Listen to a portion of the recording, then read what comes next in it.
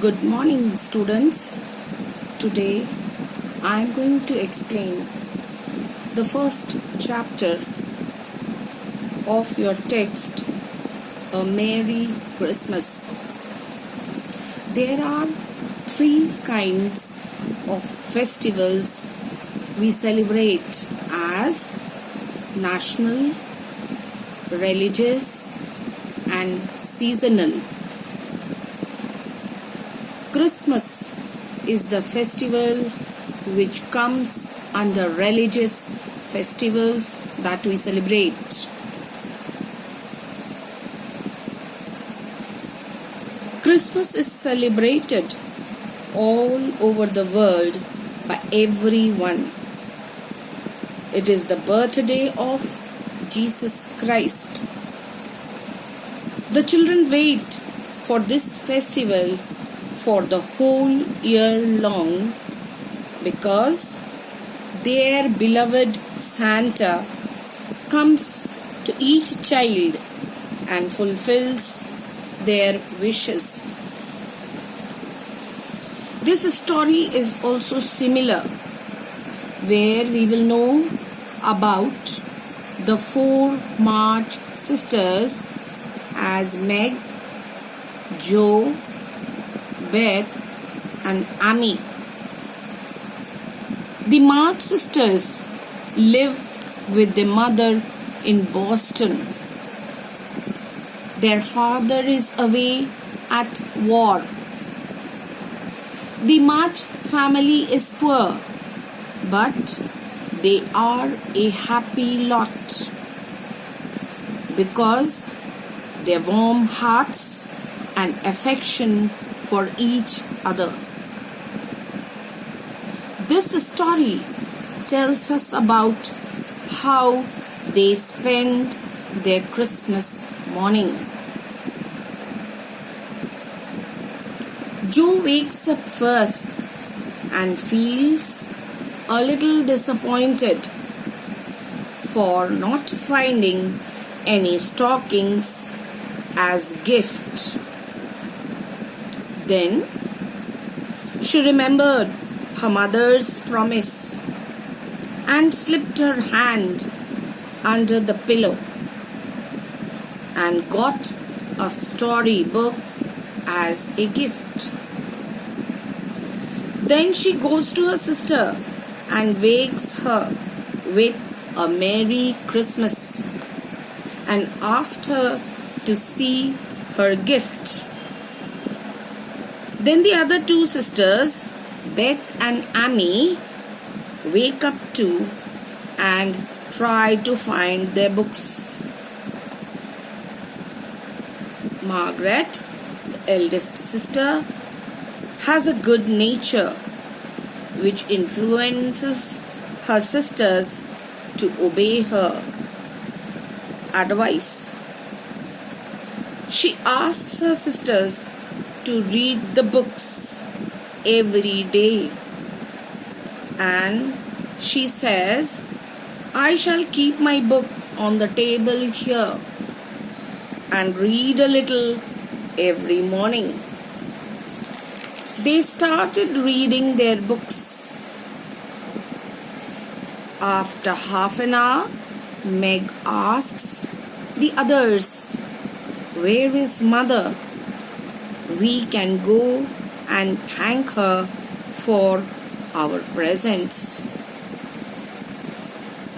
Hannah, the servant who had worked with them since a long time, replied, a boy came begging, and your mother went with him to see what was needed in his house. In the meantime, the mother enters the room and they all together wish her a Merry Christmas and thank her for their gifts. Then Mrs. March asks her children to give away their breakfast to the poor who live in their neighborhood as a Christmas gift. Everyone was quiet for a moment. Then Joe said, "I am happy you came before we started our breakfast." Then everybody agreed to help. They all started packing the things to be carried to the neighborhood.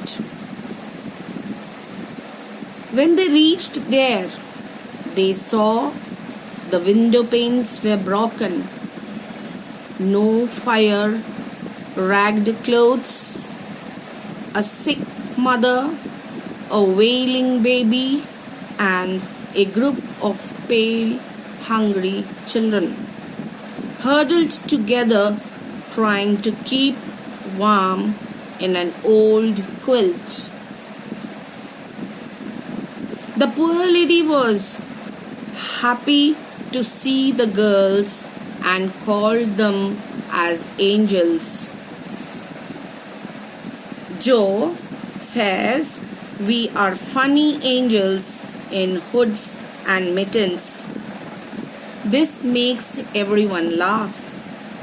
In few minutes, everyone started working in their house. As Hannah, who had brought the wood for making fire and stopped the broken panes, Mrs. March gave the mother tea and gruel and comforted her with the promise of help and dressed the baby tenderly. The girls set the food around the fire and fed them, trying to talk to them and understand the broken English the kids spoke. The girls were very happy after giving away the delicious breakfast to those hungry children and being called as angels by the poor lady. They contented themselves with the simple bread and milk on Christmas morning.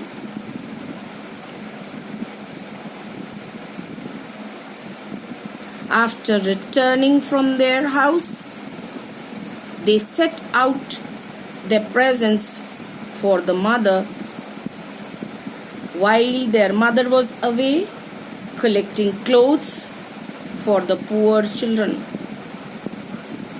The four sisters kept watching for their mother. When mother was coming, they escorted her to the seat of honor. Mrs. March was surprised and touched to see the small gifts her daughters had brought and smiled while she was examining the presents and read the little notes which accompanied them. The slippers went on at once. A new handkerchief was slipped into her pocket, scented with colognes. A rose was fastened in her bosom, and the gloves were a perfect fit. The girls were very happy because they were never called before as angels.